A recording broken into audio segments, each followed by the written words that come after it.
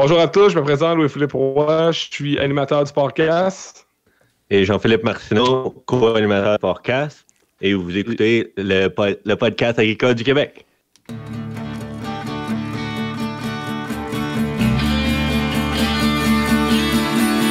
les podcasts agricoles à la vie, comme à l'école, on se parle de bricoles, de choses anticoles. On se parle de tracteurs, y'a les fans, pis les menteurs. On se lève de bonne humeur, pis on compte pas nos heures. Christian Dionne est là. Agricole, agricole, agricole, agricole, agricole, agricole, agricole, agricole. Bienvenue dans le podcast agricole du Québec avec Christian Dionne. Hey, salut tout le monde. Bon, j'espère que vous allez bien. Hey, je suis rendu avec un nouveau jingle. Fait qu'il est encore tout chaud. Je l'ai reçu tantôt à l'heure du souper.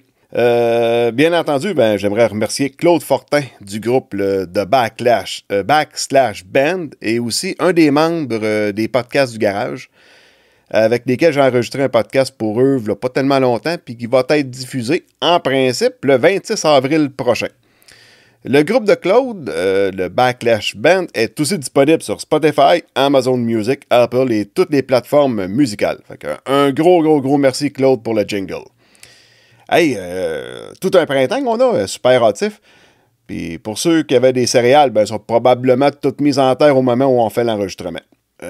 Sauf que personnellement, je trouve que c'est encore un peu tôt pour faire du maïs, malgré que les conditions de semis étaient vraiment extraordinaires.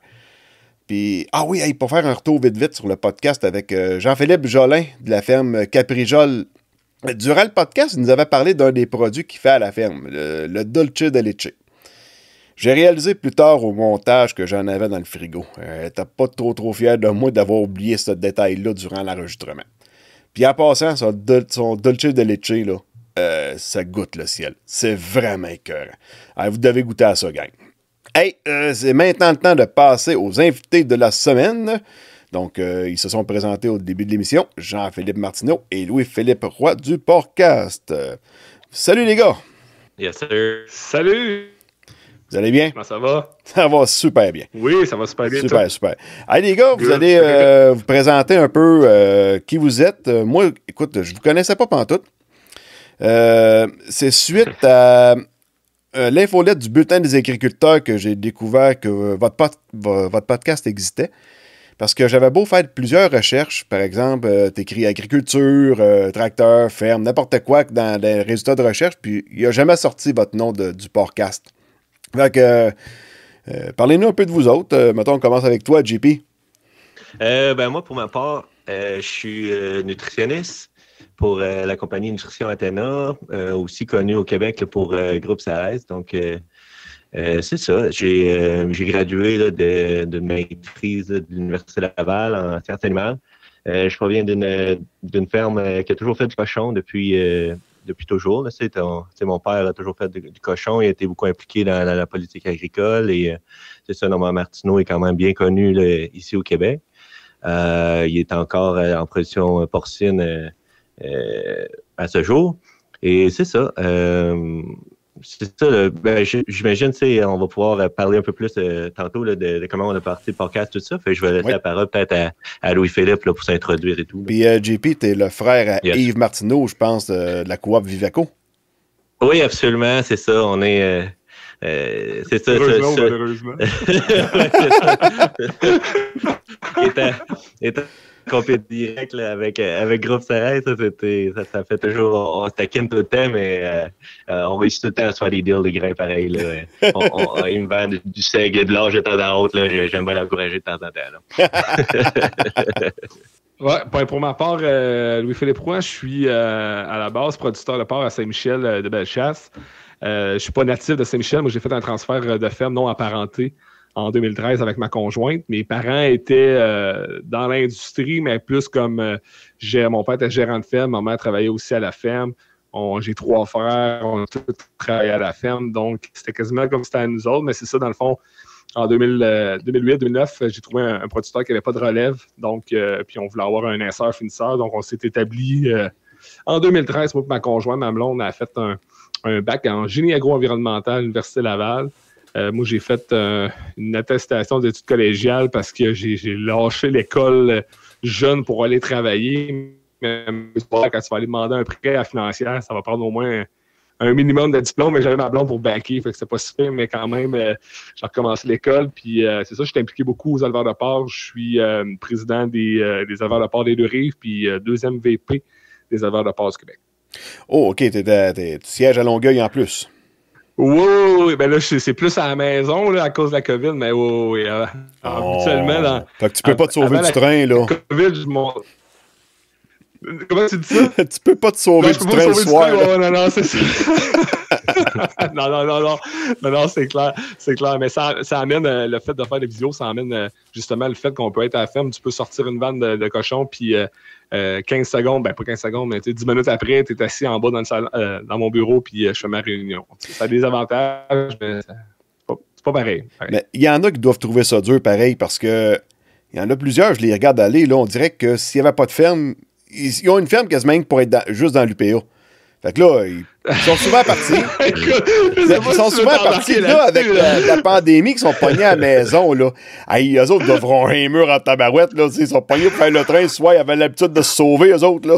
Ben, comme je te dis, moi, c'est sûr que dans tout ça, il y en a des gens, moi, tu sais, ça m'a surpris de voir des gens. Bon, pas aux éleveurs, là, mais je pense que j'étais à une réunion à l'UPA, puis j'étais au conseil général, puis maintenant, je me vais d'abord. C'est la première fois que j'étais allé au conseil général, puis remplacer mon président, puis tu sais, du coin de là, dans l'après-midi, j'envoie 3-4 dormir, j'étais comme, hey, les gars, je commande un peu, mais tu sais, c'est pas moi qui dormais, là, by the way, mais c'est ça. Écoute, ça fait partie de la game de travailler dans un esprit.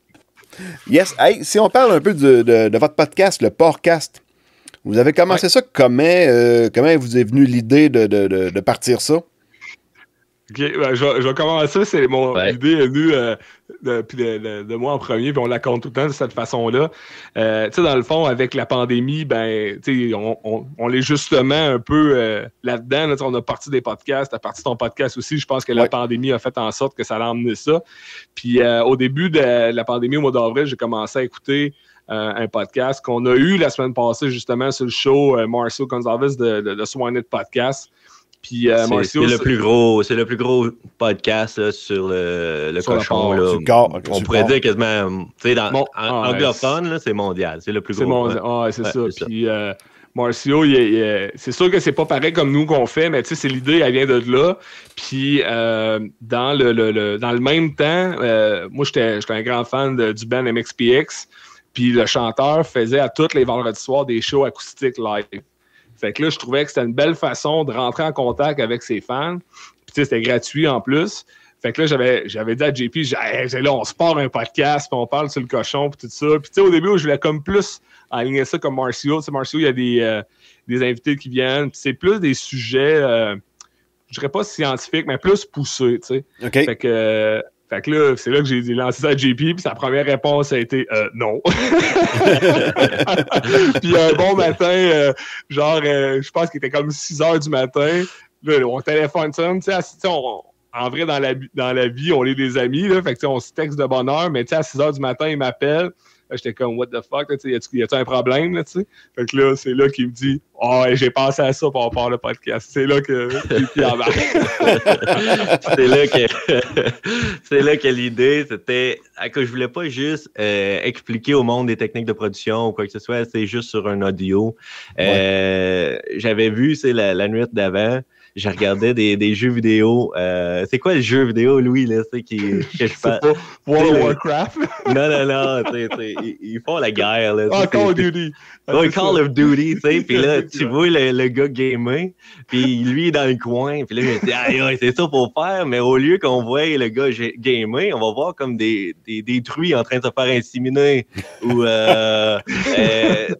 des vraies affaires, des truies en parc, différents systèmes de truies en parc, etc. Puis nous, on pourrait être les petits gars dans les coins, en train de parler des vidéos qui est dans le background. Fait que, c'est là qu'on a dit, OK. Ça pourrait, je pense qu'on pourrait mieux expliquer nos idées. À cause la majorité de nos idées, c'est mieux quand on peut les voir.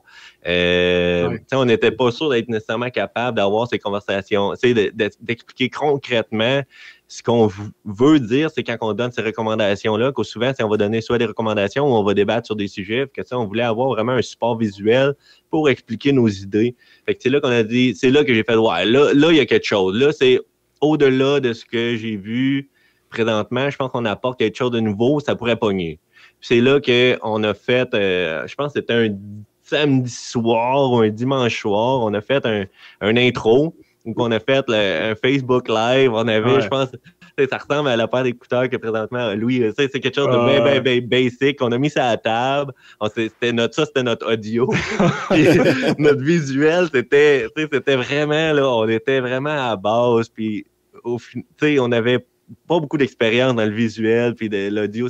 Moi, je suis nutritionniste. Moi, je suis producteur. Là, t'as embarqué dans moi aussi, je suis chose producteur. C'est ça. Là, t'as embarqué dans quelque chose qui était un peu trop technologique à notre goût. Là, mais on s'en est bien sorti. Puis finalement, la vidéo qu'on a sortie, c'est un Facebook Live ce samedi soir-là. À notre niveau, là, à notre échelle, là, c'est devenu viral. Écoute, ça a monté. Je pense que je l'ai regardé juste pour le fun. Les statistiques dans Facebook, on lit sur Facebook. Je pense qu'on est rendu pas loin du 10 000 visionnements du vidéo d'intro. OK. Sérieusement, là, en l'espace de... Moi, je reste à Saint-Michel, puis JP à Saint-Nicolas, à une demi-heure, mettons. Là. Puis tout le long que je descendais, j'en revenais en char, mon sel n'arrêtait pas de vibrer. Puis j'arrive à la maison, écoute, je pense qu'on s'avait fait faire la calotte ou avant, ou le t-shirt, je me souviens pas. Ouais. Puis le monde était, on veut des calottes, on veut des t-shirts. On n'avait même pas fait un show. Là, non, on avait fait juste 2 minutes pour dire quoi qu'on avait en tête, puis on se présentait un peu. Ouais, c'est ça. Puis il va y avoir le premier épisode, mettons, dans 2 semaines. Puis c'est là que déjà, là, on avait comme 500 followers sur Facebook. C'était n'importe quoi. Mais vous aviez déjà votre logo? Excuse? Vous aviez déjà votre logo quand vous aviez commencé votre... Ouais. Moi, je l'ai tout fait à l'envers. Moi, j'ai commencé à faire du podcast, puis après ça, j'ai embarqué sur Fever pour avoir un logo, puis je viens d'avoir mon jingle. Il n'y a pas de meilleure ou mauvaise technique. Là, dans notre cas, là, c'est ça. Mais nous, on avait le logo puis tout, mais on n'avait pas encore le visuel puis l'audio. Là, okay. Je pense que c'était mieux d'avoir ton jingle plus tard, mais avoir figuré tout comment marcher le micro en premier. Mais ça, on l'avait fait à l'envers. Fait que non, c'est ça. À ce jour, on a 1315 followers. On est peut-être rendu à l'épisode 6. En français, on a fait en anglais aussi. 2 en anglais. On a commencé en anglais. On est rendu au 2e là, en anglais. On explore. C'est ça, là, on est encore. C'est jeune, là, ça fait juste 6 mois. On est encore au stade où on explore, on tente le terrain. Mais à date, il y avait une demande aussi, dans le fond, vu que ça. Je pense que dans la façon que JP avait emmené l'idée d'avoir des vidéos. Tu le sais, là, Christian, t'es producteur toi aussi, tu veux tout le temps voir ce qui se passe dans la bâtisse du voisin, tu veux. Puis moi, je pense que la crédibilité du show, c'est le même qu'on a eu, c'est que, quand moi je parle des inséminations, ben c'est chez nous dans la bâtisse. Quand je fais un live, je suis à travers les truies. Fait que les producteurs se sont rendus, sont comme reconnus dans ça, puis de montrer que, on avait une transparence dans ce qu'on disait dans tes shit. Tu le sais, là, dans le lait, dans le porc, il n'y a pas de compétition, on est tous sur le même prix. On dirait que dans le milieu agricole, il ne faut pas que tu dises tes secrets, puis c'est un peu ces barrières-là qu'on voulait faire tomber. Puis c'est ça que les gens se sont reconnus là-dedans. Fait que c'est ça, on a parti le show, ça a super pogné. Tu sais, JP, vu qu'il travaille beaucoup aussi avec des gens de l'Ouest, ben eux autres aussi ont eu, tu sais, on m'a dit, hey, ça serait cool que vous le feriez en anglais. Fait que c'est là l'idée qu'on pourrait le faire en anglais. Ouais. Mais tu sais, en anglais, c'est une autre affaire aussi. Là, c'est pas notre langue première. Moi, c'est plus tough pour moi. Là. Je me débrouille, mais maintenant, c'est moins évident que le français. Là, on s'entend. Puis JP a la chance d'avoir une conjointe qui parle anglais. Mais ça l'aide là, quand même. Mais c'est ça, tu sais, c'est un autre défi. Mais sérieusement, moi, je suis super content que les gens, tu sais, se sont mis à l'écouter, mais aussi à participer au show, parce que tu sais, quand on écoute le show, le chat est super important parce que c'est là que les gens vont poser des questions. Ouais. L'idée du chat aussi que JP avait, c'était que tu sais, quand tu vas avoir une conférence, le gars il donne une super conférence, il y a 300-400 personnes, puis il dit, y a-tu des questions, puis il n'y a personne qui se lève, mais c'est sûr qu'il y a des questions dans la salle, tu sais. Fait qu'on se disait, tu sais, chez vous, avec ton sel, tu ne seras pas gêné d'écrire une question au final. Fait que tu sais, un moment donné, il y avait un show, là, sérieusement, il y avait tellement de questions que j'avais pas le temps de lire les questions. Là. ça rentrait au fur et à mesure. Là, on fournissait pas. Là. C'est ça qui anime aussi les discussions entre moi et JP. Puis c'est ça. Côté anglophone, c'est comme là, les gens ont moins catché un peu ce qu'on faisait.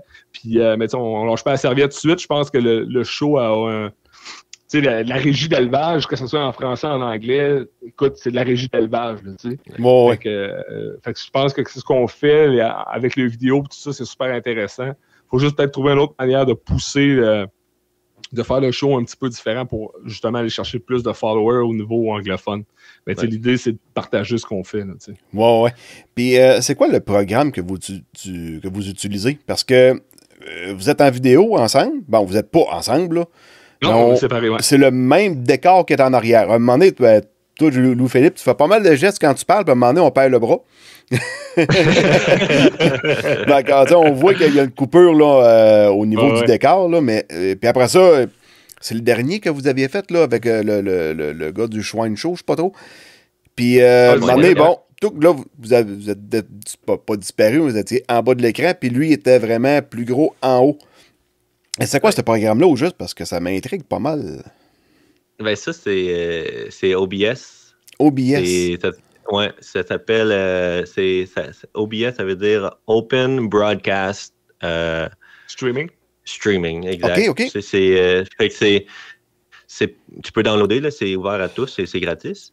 Puis c'est plutôt simple à utiliser, mais ça te permet d'avoir différents inputs d'audio, différents inputs visuels. Puis Louis, entre autres, lui est chez lui. Moi, je suis dans le studio. Puis il faut que tu ailles...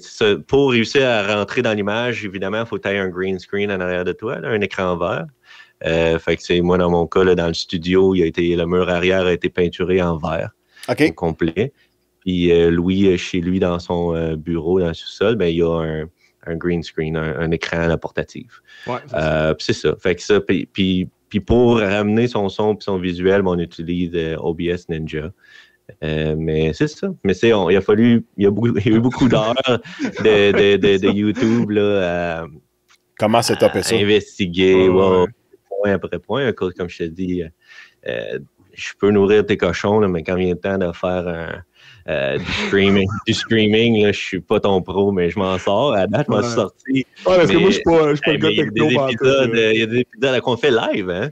C'est tout en live, puis il n'y a aucun montage dont on pèse play. Puis là, quand je dis we are live, c'est là qu'on se rend compte qu'on est vraiment live. C'est tout le temps de même, il n'y a pas de coupure, il n'y a rien. Puis à la fin, quand je mets stop, ben ça, c'est la fin. Puis après ça, je ne touche pas. Right? Fait que c'est ça. Mais vu qu'il y a toujours une heure déterminée, on commence à 7h30, heure de l'Est. Oui. Pour le francophone, ben, des fois, j'ai eu chaud, là, parce que quand je fais mes tests, puis là, le son marche pas, j'ai eu chaud. Il y a des épisodes, tu le vois, là, regarde l'épisode numéro 1 puis 2, comment je suis blême, là, ça peut donner une idée à quel point ça marchait pas, mon affaire. Puis après ça, tu l'enregistres, tu pognes l'audio, puis tu le mets sur Spotify? Ouais, c'est ça. Après ça, je fais juste prendre l'intégrale puis le mettre sur Spotify, exact. OK. Mais ça gère quand même facilement. Ben, un coup c'est facile, mais tu sais, le problème qu'on n'a jamais été capable de régler, c'était comme parce que là, on est obligé de se parler par cellulaire, parce que sinon, si on se parlait dans nos mics pour nous entendre, il y avait comme des retours de son, puis on n'a jamais trouvé comment faire fonctionner ça. Fait que là, finalement, on ferme le son de l'ordi. On laisse nos mics ouverts puis on se parle par cellulaire. T'sais, ça marche super bien, là, c'est super correct, mais tu prends le logiciel pas payant. Là, fait que par défaut, tu te ramasses avec quelque chose qui marche, mais qui n'est pas parfait. Fait que, au début, on voulait pas mettre de de coûts là-dedans, de dépenser de l'argent. Fait qu'on s'est dit, bon, mais regarde, ça marche. Puis tu sais, quand on l'a fait avec Marcio la semaine passée, ben lui, il était au State. On a fait un appel conférence téléphonique, dans le fond, à 3. Tu sais, ça marche quand même pas pire, là, tu sais. À cause, c'est ça, on n'a pas de budget, on n'a pas de commanditaire. Non, on n'a pas non plus énormément de temps. On a chacun nos carrières. Puis on le fait vraiment pour nous, le bénéfice là-dedans, c'est que ça nous permet d'avoir des conversations avec les producteurs, c'est voir leur interaction. Puis on en apprend là-dedans. On voit ce qu'ils font ailleurs. Ils nous envoient des vidéos, ils nous envoient des photos de ce qu'ils font chez eux. Fait que c'est nous autres, c'est là-dedans qu'on gagne. Puis on espère qu'ils peuvent recevoir la même affaire c'est donnant. On se partage l'information. Ouais. Qu'on voulait garder notre indépendance à ce niveau-là. Là, on voulait pas de commanditaire pour pas avoir besoin de... On voulait avoir vraiment la liberté de dire si... tout ce qu'on veut en réalité. Là. Si on a un équipement qu'on a plus ou moins apprécié, puis on conseille un autre, on ne voulait pas s'empêcher de pouvoir le dire si jamais c'était le cas. Là, fait qu'on voulait garder cette ouverture-là. On fait attention quand même à ce qu'on dit parce que on ne veut pas se mettre. Le Québec, là, c'est pas gros, mais on ne voulait pas se mettre personne à dos, mais c'est ça en même temps. Moi, si je trouve que telle compagnie fait quelque chose, puis c'est pas terrible, ou je me suis fait dire par du monde, excusez, que c'était pas terrible, je voulais le dire parce que le message, on veut que le producteur se pose la question, qu'ils se disent OK, t'as peu, là, les gars, on parlait de ça. Maintenant, on avait un producteur qui est venu, Sébastien Pagé, qui est venu parler de ses cages d'ascenseur. Il nous a parlé de ses problèmes, même si lui est vendu de ses cages d'ascenseur. Il avait dit il faut que tu sois très transparent, puis on veut pas un représentant. Tu viens, tu travailles avec tes affaires. Mais si le show avait été commandité, imagine si cet épisode-là avait été commandité par le fournisseur.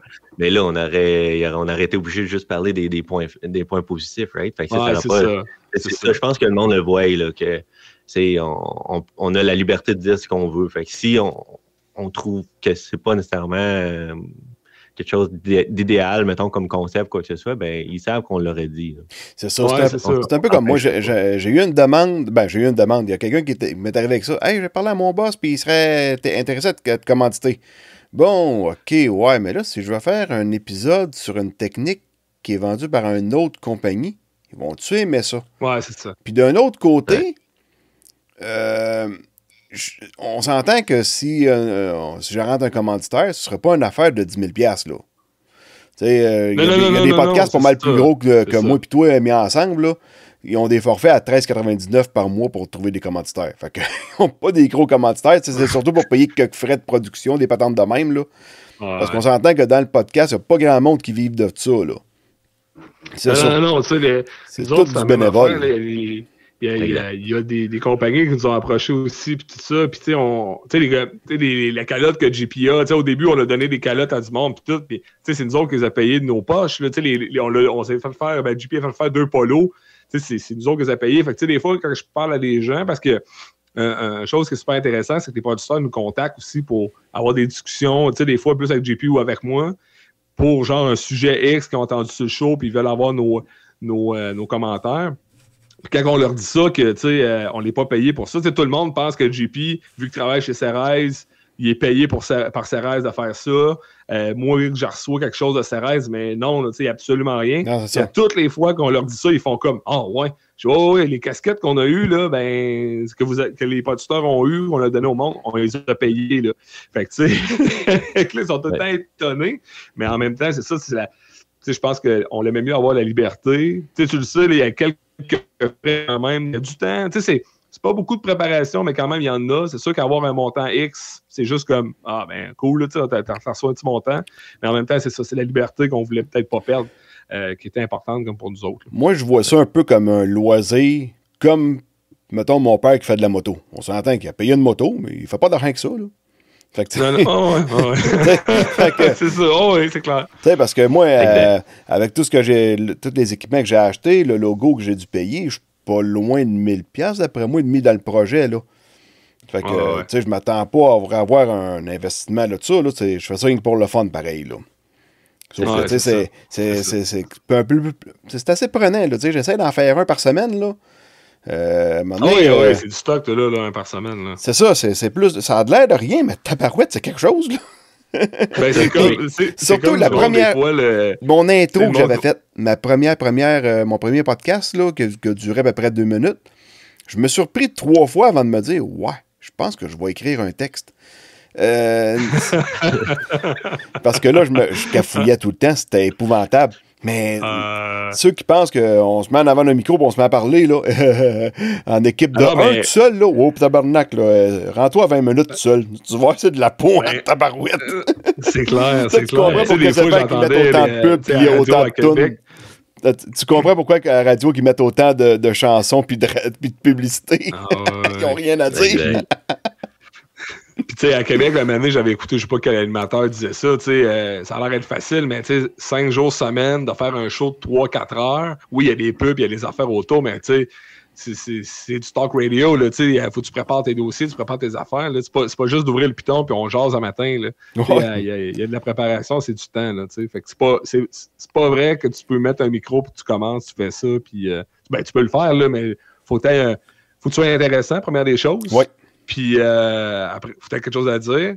Puis c'est ça. Nous autres, les vidéos nous aident beaucoup à justement, les gens voient quelque chose dans la vidéo, puis après ça, ça nous aide vraiment à animer le show quand on. C'est pour ça que les vidéos sont importantes dans notre show. Là. OK, ben c'est sûr, ben tu veux montrer de quoi, c'est plus facile un peu. Dans mon cas, c'était pas, c'est sûr, je m'enlignais pas vers la vidéo, je m'enlignais vraiment vers le podcast audio. Tu sais, quelque chose. Ouais. Tu l'enregistres dans le téléphone, tu ploies ça dans ton char avec Apple CarPlay dans ben des cas. À cette heure, c'est un charme. Là, moi, à cette heure, j'écoute quasiment rien que des podcasts. La radio traditionnelle, là, j'ai changé mon pick-up en août passé. J'ai 2 postes d'enregistrer. Puis je les mets jamais. C'est juste des podcasts que j'écoute. C'est ça. Puis bon, si on parle un peu de votre cas, vous êtes producteur de porc, et Yvan Lamoulé. Comment ça va présentement avec le marché du porc? Parce que là, ça a monté quand même pas mal. Mais tu as le marché du grain aussi qui a monté pas mal. Y a-t-il encore de l'argent à faire ou c'est plus difficile ou c'est comme avant? Ou Ça dépend. Écoute, je sais pas ce qu'on pourrait starter. C'est l'année 2020. L'année 2020. Mettons, l'année COVID a été de haut et de bas pour bien des industries. Puis le secteur du porc a passé là aussi. Tu sais, dans le fond... à partir du printemps passé, on a eu des porcs en attente. Ouais. Le prix a monté. Après ça, le prix a droppé à l'été. À l'automne, écoute, les porcs en attente ont recommencé. Les prix ont droppé. Puis là, tu sais, depuis puis là, après ça, après les fêtes, ben là, les grains ont monté, le prix a monté. Mais tu sais, à matin, le prix du porc est très haut, très bon, mais les prix des céréales sont tellement élevés que on roule pas sur l'or. Oui, il y a quand même des marges intéressantes, mais c'est pas la folie comme 2014 que tu faisais 100$ du cochon. OK. On est ailleurs. Là. Mais à matin, ça va quand même bien. Mais c'est ça, tu as comme la dernière année, tu sais, comme accès, t'as la dernière année qui a moins bien été. Fait que là pour l'instant, t'en remplis d'un coffre. Là, les prochaines semaines, si l'été reste bon, si les grains ne montent pas trop haut, ben là, on va faire une belle année en 2021. Mais c'est ça dépend comment ça va. Puis, faudrait pas avoir une autre éclosion de COVID dans une abattoir au Québec parce qu'on aurait... Ben là, les employés vont être vaccinés, mais ça amènerait d'autres problématiques sur les producteurs. Puis, c'est pas évident. Si on recule un peu, là, si on prend, mettons, l'année 2020 avec le maïs 2019, quand il y avait des porcs en attente, ce qui était... chanceux dans ma chance d'une certaine façon, c'est que le blé d'Inde n'avait pas de valeur.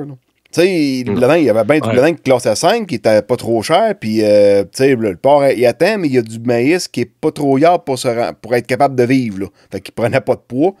Là, avoir du porc en attente avec du grain de bien meilleure qualité, au prix qui est là, ça doit être fatigant. Là. Ouais. Oh non, c'est sûr que il y a des producteurs en plus qui ont été plus pris que d'autres. Moi, dans mon cas, c'était quand même vivable. Là. J'ai pas eu j'ai eu des porcs en attente comme tout le monde, mais ça a quand même bien été. Mais il y a des gars que je connais qui ont rentré en double. JP aussi, là, t'en parleras après, mais en double, en triple.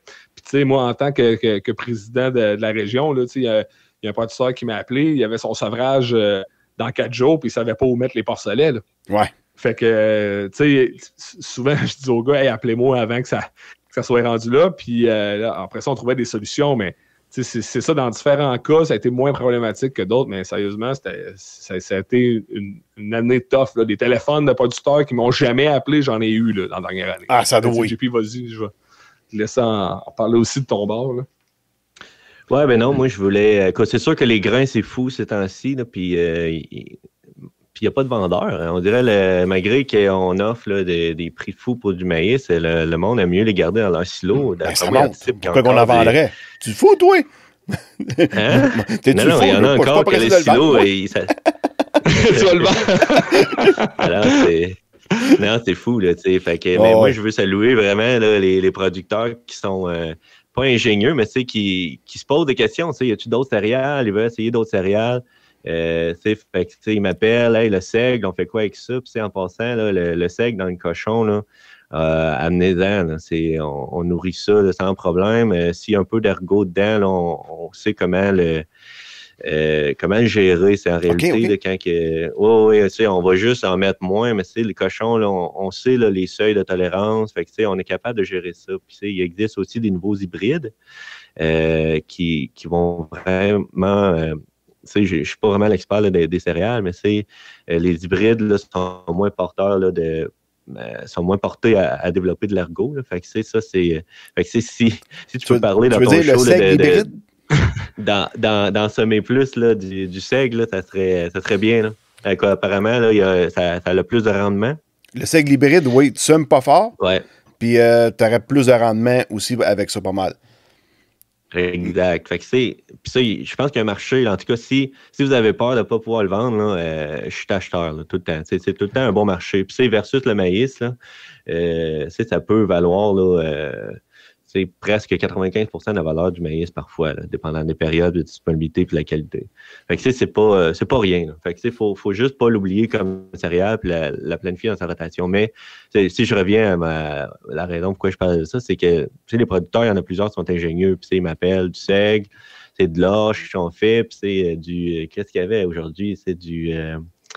de la germe de blé, c'est plein, c'est cool, les gars là, sont allumés, ils regardent, puis ils sont ingénieux, puis c'est pas, des fois là, tu peux te plugger sur un produit puis tu vas sauver 20$ à la tonne, il faut juste être ingénieux puis parler avec ton nutritionniste puis dire, hey, y a-t-il une opportunité avec cet ingrédient-là, on peut-tu générer, au lieu de toujours penser, est-ce qu'on devrait mettre maïs, tourteau de soya, drèche, j'ai un producteur, j'ai regardé aujourd'hui l'option, on enlevait le maïs complètement des recettes. Il n'y en avait plus qui rentraient.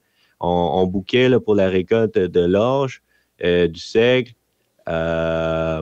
puis on va mettre un peu de tourteau de soya, puis de l'huile. That's it, puis des acides aminés. J'ai plus besoin de maïs. C'est pour dire que le maïs, c'est pas essentiel. Faut juste magasiner, faire les appels, puis être ingénieux dans des périodes qui sont assez critiques de même. Donc, le message. Là, puis ça, je pense il y en a plusieurs producteurs qui savent cette game-là, là, mais je voulais être sûr que... Il faut que tu fabriques à la ferme, par exemple. Oui. C'est ceux qui fabriquent à la ferme. Absolument. Mais c'est ceux qui sont à moulée complète, ils ont déjà un nutritionniste qui regarde toutes ces options-là pour lui. Là, fait que ça, c'est déjà travaillé. Mais le gars à la ferme qui a des recettes qui datent de 2016, puis qui utilise ça depuis, là, c'est dépassé un peu. Il faut passer du temps avec son nutritionniste. Si tu n'as pas de nutritionniste, tu as un autre problème. Est-ce que tu fabriques des moulées, Louis-Philippe? Non, moi, j'étais moulé complète, dans le fond. C'était un peu comme ça qu'on a commencé à travailler ensemble au PGB, parce qu'on se connaissait pas avant. OK. Puis, dans le fond, moi, je faisais affaire avec une grosse meunier, une autre compagnie, puis, relation d'affaires, ça marchait plus ou moins. Puis, JP, je connaissais très bien son père, puis JP revenait de l'Ouest canadien, parce qu'il était dans l'Ouest un bout. Puis, écoute, on s'est appelé au téléphone, puis, écoute, en 30 secondes, de mon bord, j'avais de l'intérêt à le rencontrer. Il m'en a un café le matin. Écoute, c'était signé. Mais, non, c'est ça. Fait que, on a eu une bonne rencontre. Puis, où est-ce qu'on moi et JP, ça a cliqué. Ma conjointe aussi, là, c'est une entreprise, là, mais où est-ce que ça a cliqué, c'était au niveau des performances, au niveau du travail de régie. T'sais, nous autres, on est vraiment stickés là-dessus chez nous. Les performances, moi, c'est comme ça un peu que j'avais fait mon nom, là, vu que mes parents n'étaient pas en production, mais où ce que j'avais travaillé, c'était C'était on focus sur les performances, on va monter, je vais remonter les résultats de la ferme où j'étais à l'époque. Puis c'est comme ça un peu que je vais me vendre, que je vais me faire une crédibilité. Mais ça a toujours resté. Fait que quand on l'a acheté à la ferme, on a toujours focusé là-dessus. Puis quand JP est arrivé, ben, il y avait des. Tu sais, j'étais un peu tanné de lire l'infolette de la compagnie, me dire bon, ben, OK, c'est correct, fais ça, mets ça en place, ça va se régler. J'avais besoin d'être challengé sur mes pratiques en ferme, puis d'avoir un gars qui travaillait beaucoup en recherche. Mais pour moi, c'était important. Ça l'emmenait une valeur ajoutée pour moi, mais aussi pour mon entreprise. Fait que, tu sais, le match a été parfait, puis après ça, ben, c'est ça, on est venu amis suite à ça. Okay. Puis, c'est comme ça qu'on se challenge. Puis, même tantôt, là, je le textais, je disais, bon, la stratégie en mise bas, là, je suis en train de repenser à ça, c'est ça la bonne affaire, on fait ça. Fait que, tu sais, c'est vrai que, comme souvent je dis, comme client, d'après moi, je suis un client tannant, là, mais en même temps, le fait de le remettre en question, c'est aussi bon pour le représentant. Non, c'est sûr. C'est win-win. Non, absolument. C'est ça. Si tu ne fais pas challenger par tes clients, ça va être dur de voir sont où tes faiblesses ou puis tes forces, puis de continuer ta recherche basée sur tes faiblesses. Là. Souvent, c'est là-dessus qu'il faut que tu fasses. Là. Fait que, en sachant, en ayant des communications avec tes clients, continuer à se faire challenger, je pense que c'est simple pour tout le monde. Oui, c'est ça. Puis c'est comme ça que l'entreprise, nous autres, en travaillant avec JP depuis 3 ans, on a vraiment augmenté nos performances.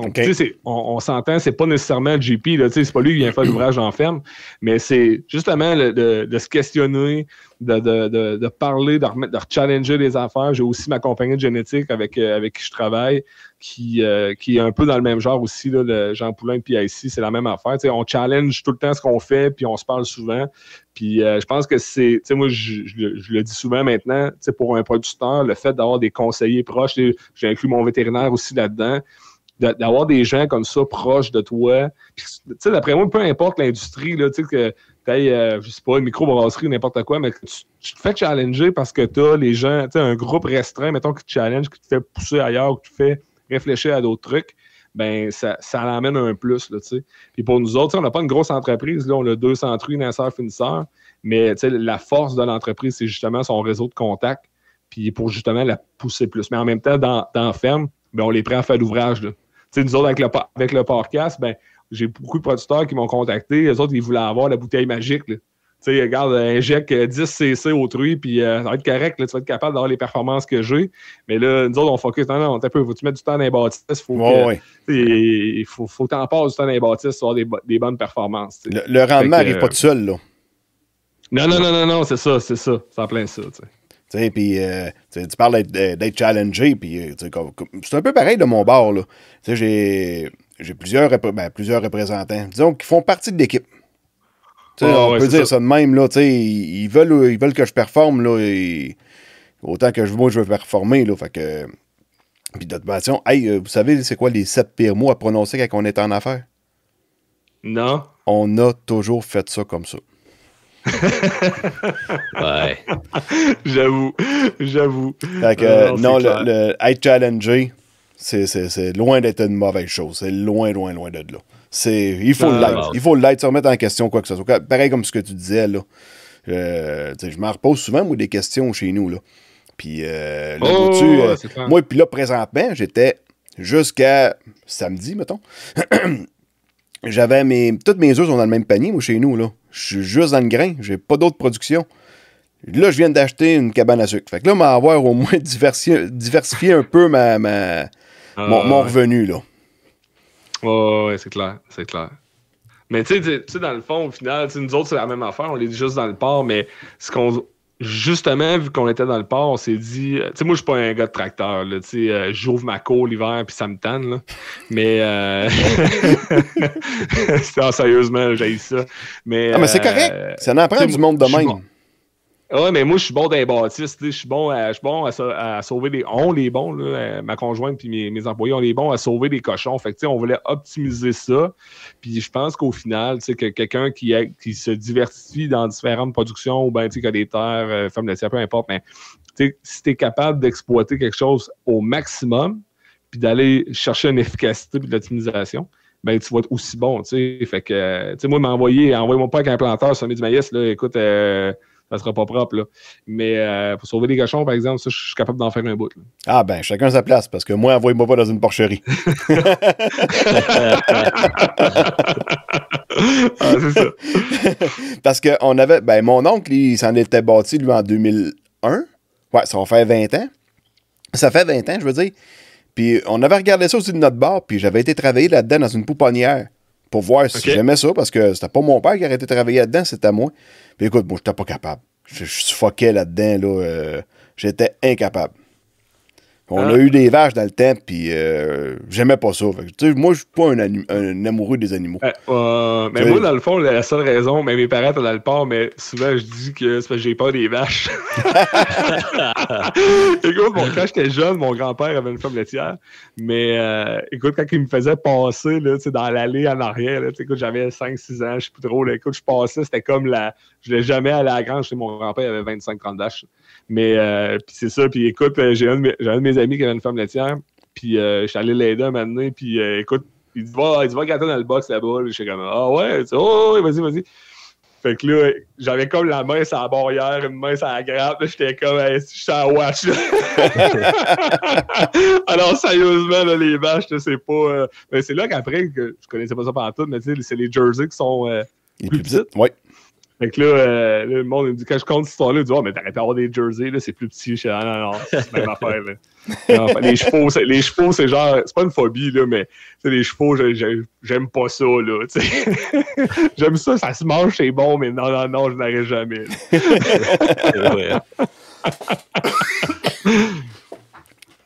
Good. C'est pour ça que je suis dans le cochon. Puis t'as quelle grandeur de terre, au juste?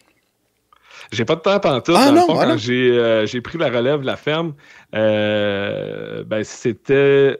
Dans le fond, vu que moi, je voulais juste être dans les bâtisses, ben, l'ancien propriétaire, ben, lui, c'est bon, moi, je vais garder mes terres. Okay. C'est sûr qu'on a pris une entente comme de quoi que j'étais le premier acheteur sur ces terres, puis tout ça, puis éventuellement, tu sais, j'en fais pas, mais la journée qu'il va falloir que j'apprenne, je vais apprendre. Là. Mais c'est ça, c'est pas une priorité pour l'instant. Lui, il avait 450 acres avec la ferme. Okay. Fait que nous autres, on l'a acheté juste les bâtiments, puis ils étaient séparés, là, sont à 1 kilomètre de la maison. Là. Fait que c'est ça, ça s'est fait en 2 parties, on peut dire. Puis t'as pas de misère à te disposer du fumier? Non, mais lui, il va en prendre une bonne partie. Puis j'ai son frère aussi qui...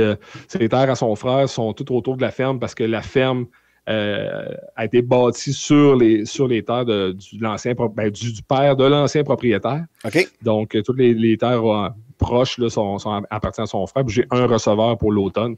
Mais non, où ce que moi je demeure, c'est pas un secteur où ce qui est en surplus de fumier. Fait que c'est pas problématique. Ah, OK. Parce que comme moi, dans mon secteur, du porc, il n'y en a pas beaucoup. Comme je disais, il y a mon oncle, puis il y en a eu un autre, tu sais, qui s'était bâti en 2011. Il y en a eu quelques-unes. Mais à part de ça, c'était toutes des porcheries qui sont quand même relativement récentes. Là, des porcheries de 50 ans, il n'y en a pas bien dans le coin. Là. Puis même du poulet, il n'y en a pas bien non plus. Là, nous autres, c'était surtout laitier qu'on est dans le coin. Puis là, c'est de plus en plus grande culture. OK. Dans le marché du porc, là, bon, comme moi, par exemple, je vais prendre un exemple dans le grain. Je peux vendre du grain longtemps d'avance. Je peux en vendre pour la prochaine récolte. Je peux en vendre longtemps d'avance. Es-tu capable de faire pareil dans le porc? Oui, tu es capable de faire pareil. OK. Tu es capable de le faire avec... on va faire un petit plug au service des éleveurs de porc, là, mais tu es capable de le faire qu'un courtier. Mais aux éleveurs de porc, on offre aussi le service qu'on appelle le service HDRM. Dans le fond, tu n'as pas d'appel de marge avec le service des éleveurs. Dans le fond, l'appel de marge est pris par les éleveurs. Fait que là, j'entends le gars qui va me dire « Oh, mais je le paye dans le collectif. » Oui, tu le payes dans le collectif, mais tu n'as pas besoin d'envoyer un chèque parce qu'il manque d'argent. Fait que, tu sais, on peut faire la même affaire. Puis, tu sais, nous, je te dirais que la plupart des producteurs que je connais utilisent ces services-là parce qu'aujourd'hui, autant dans le grain que dans le porc, là, parce que tu peux plus passer à côté là, de ça. Tu sais, les hausses qu'on a vécues aujourd'hui, dans les dernières semaines, si tu passes à côté, tu passes à côté. Là. Tu peux plus te permettre la SRA à couper. Quand même, depuis 2009, là, ça a coupé vraiment drastiquement. Fait que, tu sais, il faut que tu te sécurises des gains. Tu n'as pas le choix. Là, fait que, moi, je fonctionne comme ça. La plupart de mes amis, mettons, dans le secteur du porc, JP, tu pourras parler des producteurs qui font affaire avec toi, mais moi, tout le monde est pas mal là-dessus. Il en reste quand même des Tu sais, t'as genre des producteurs qui ont fait un mauvais move un moment donné, mettons, qui ont perdu de l'argent avec ça, fait qu'ils sont tout le temps restreints par rapport à ça. Mais tu sais, moi, j'essaye, comme président régional, là, on a fait des formations de GRM, d'un service qu'on offre, puis on dit aux producteurs, mais autant utiliser notre service ou utiliser le service de Joe Bryan ou des courtiers de la Banque nationale, des trucs comme ça, pour justement vous sécuriser, parce que ça fait partie du coffre à outils du producteur aujourd'hui. Mais c'est là de l'importance de connaître aussi ses coûts de production. Là. Ouais. C'est là que tu sais, quand tu sais que tu dégages, disons, je sais pas, moi je lance un chiffre, ça c'est facile, mais 10$ du cochon, puis tu veux le geler, ben c'est là que cet outil-là là, est important. Là, sinon, si ça rebaisse, puis tu t'es pas hedgé, ben c'est là que tu passes à côté, mais il faut que tu saches c'est quoi ton coût de production pour commencer à prendre des positions. Sinon, tu es shooting in the dark, qu'on appelle. Faut que tu saches un peu où tu t'enlignes. Fait que c'est important de connaître tes coûts de production. Ouais. Puis, il y a quel vas-y, Jean-Louis-Philippe, excuse-moi. Ce que je disais, c'est dans le fond, c'est que, c'est ça, les producteurs aujourd'hui, t'as plus le choix vraiment d'utiliser ça. Dans le grain, c'est la même affaire. Là, tu vas-tu attendre à la dernière minute devant ton grain? Oui, tu pourrais faire un bon deal, mais en même temps, si tu prévois rien, t'as plus de chances d'en perdre. Fait que, je pense que les conseillers, mettons, les consultants, dans le port, commencent déjà à être de plus en plus habitués à utiliser ces services-là. Il y a différentes manières de se faire aider aujourd'hui, puis il ne faut pas passer à côté de ça pendant tout. Ouais, comme dans le grain, là, je parlais avec un acheteur de grain qui me disait à peu près 80% du monde, quand ils vendent du grain, il faut qu'ils sortent la même semaine. Non, il n'y a pas tant que ça, qui vont fermer des positions longtemps d'avance, ou, mettons, qu'ils vont rien que fermer la base US, ils vont fermer le taux de change plus tard, puis fermer le Chicago une autre fois, ça, il y en a encore de moins en moins qui font ça. OK. C'est différent un peu, là, je te dirais. Puis, dans le marché du porc, présentement, il y a quel pourcentage qui provient, mettons, des ports en forfait versus ceux qui sont complètement à leur compte, comme toi, par exemple, ou Philippe?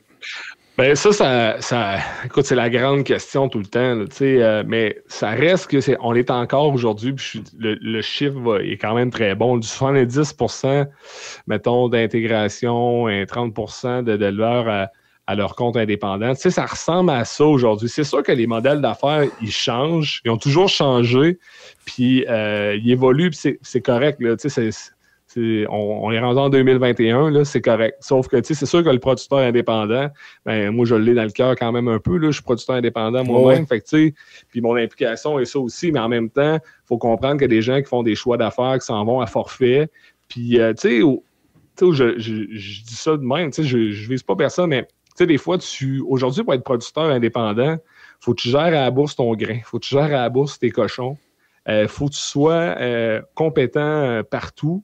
Mais des fois, j'ai parlé avec des gars qui étaient à forfait qui m'ont dit « Regarde, moi, je veux plus m'occuper de ça, j'aime ça être dans le port, j'aime ça travailler avec les animaux, mais moi, je veux juste faire de la régie, je veux juste gérer des cochons. » Fait que les gars, ils se mettent à forfait de même, Mais c'est pas... Puis, ça a été critiqué. Il y a comme déjà eu des guerres entre producteurs indépendants et producteurs à forfait. Mais aujourd'hui, c'est plus le cas parce que justement, ça a tellement changé, il y a tellement de stress, tellement de pression que moi, quand un gars qui m'explique ça et il me dit « Moi, j'ai fait ce choix-là à cause de ça », ben, fine, c'est correct. Là, tu restes producteur agricole, puis pour ma part, ça n'en est plus un débat. Sauf qu'en même temps, de l'autre côté, ben moi, je veux qu'il reste des producteurs indépendants. Le prix qu'on est allé chercher aux éleveurs, la négociation avec les acheteurs, où on est allé devant la régie, puis tout, ben, le fait qu'on est allé chercher un prix intéressant, on a un prix qui est quasiment meilleur en Amérique du Nord, la formule qu'on a, ça permet justement aujourd'hui d'avoir des familles encore producteurs de porc indépendants, des entreprises qui vont se développer. C'est pas parfait, ça sera jamais parfait, mais au moins on est capable de mieux être payé pour le prix qu'on fait. Puis le producteur agricole, peu importe ça dans le porc, dans le céréal, dans le lait, c'est ce qu'il veut, c'est toujours avoir le juste prix pour son produit au final. Oui, il fait pas ça pour le fun non plus, là. Non, c'est ça. Puis aujourd'hui, comme le secteur du porc, mais ton concurrent, c'est la planète. C'est de voir si le Brésil va produire un cochon moins cher. Qu'est-ce qui va se passer en Chine? Ça a de l'impact. Quand il y a la fermeture avec la Chine, c'est plus juste OK, je m'en vais à l'encan du coin puis je vais vendre mes cochons. Là. Fait que le stress, la gestion de tout ça, c'est énorme. Là, j'en parlais justement à midi avec ma blonde. J'ai dit, parce qu'on parlait des aiguilles. Des aiguilles, justement, des déchets biomédicaux. OK. Puis là, on se disait, le monde ne sont pas conscients chez eux qu'un producteur agricole doit gérer des déchets biomédicaux, tu sais. Fait que là, tu te dis, ça rajoute tout le temps sur les tâches à faire du producteur. Puis c'est correct, là, on vit avec ça. C'est pas... Je vis bien avec ça, mais il y a beaucoup de tâches qu'un producteur agricole fait, dans peu importe sa production, que les gens ne sont pas conscients de l'ampleur du travail qui est fait pour produire un cochon, produire une tonne de céréales, tu sais. Oh, oui. C'est souvent ça le problème, parce que les gens sont déconnectés un petit peu du monde agricole pour toutes les raisons possibles qu'il y a à énumérer, là. Mais ça crée une pression sur les producteurs agricoles, ça, là. Ben, tout le C'est temps. quasiment un discours, discours de l'UPA. Oui, effectivement. Ouais. Puis quand tu vends tes porcs, c'est qui te paye? Est-ce que c'est les éleveurs de porcs qui te payent ou c'est l'acheteur, l'abattoir ou... C'est les éleveurs de porc, dans le fond, vu qu'on est en marché collectif. OK. La paye va rentrer aux éleveurs de porc. C'est dans le fond, Olimel ou les acheteurs, là, peu importe, là, c'est BCO pour nommer l'abattoir du groupe CRS maintenant, mais ils vont envoyer l'argent aux éleveurs de porc et le paiement se fait par les éleveurs de porc. OK. Écoute, je pourrais pas te dire ça fait depuis combien de temps, là, mais ça fait plusieurs années que c'est comme ça. OK. Un peu comme dans le lait puis dans le sirop d'érable. Oui, c'est ça. C'est ça. En plein ça. OK. Ben, nous autres, dans le grain, c'est sûr que c'est l'acheteur qui nous paye. Sauf si tu dis que ça, faut que tu rembourses tes paiements anticipés, ben là, il envoie le chèque à la Fédération. La Fédération garde le montant de paiement anticipé, puis il te retourne le restant. OK. Fait que c'est sûr qu'il est un petit peu différent. C'est sûr qu'on n'a pas mal plus d'acheteurs que le nombre d'abattoirs qu'il peut y avoir au Québec, par exemple. Oui, c'est ça. C'est sûr. C'est sûr. On est vraiment... C'est deux mondes complètement différents. Oui, carrément. Yes. Carrément. Puis bon, où c'est qu'on peut vous rejoindre, les gars? Ben, on est principalement sur Facebook. Fait que vous allez sur Facebook, puis vous tapez le podcast. Le podcast. P-O-R-C-A-S-T. Puis vous allez pouvoir nous trouver là-bas, là, partager nos vidéos, aller écouter ça. Puis si vous êtes intéressé par la production porcine, vous êtes intéressé à en connaître davantage, c'est la place à être au Québec pour un podcast francophone sur la production porcine. Yes. Yes. C'est cool. Puis t'es un acheteur accrédité par la régie, Jean-Philippe? Pour le grain, ça, excuse? Oui. T'as cautionné à la régie pour acheter ton grain? Je suis capable de... Je connais pas c'est pas moi directement qui achète des grains, là, tu m'en sors pas de cette question-là. Non, c'est vrai, c'est ton frère. Ouais, c'est ça. Cool. Hey, c'était super cool de vous parler, les gars. Puis à tout le monde, je vous souhaite... je vous dis un gros merci d'avoir resté jusqu'à la fin. Puis écoutez, partagez le podcast autant que vous pouvez. Le plus qu'on a d'écoute, plus c'est le fun. Fait que sur ce, salut tout le monde!